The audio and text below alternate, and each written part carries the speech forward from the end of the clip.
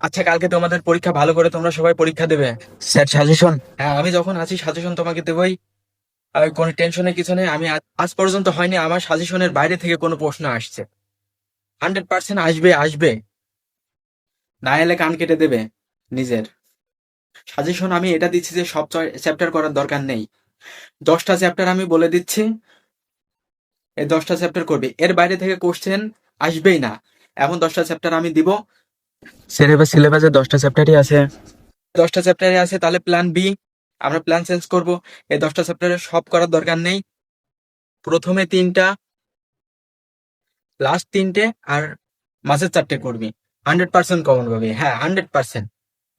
Sir যোগ করলে তো 10ই হলো। চুপ, অঙ্ক পারে না, ক্লাসে কথা বলে, আবার এখন কথা বলতে আসছে। লেখো সবাই, চ্যাপ্টার নাম্বার 1 পাশে লেখো।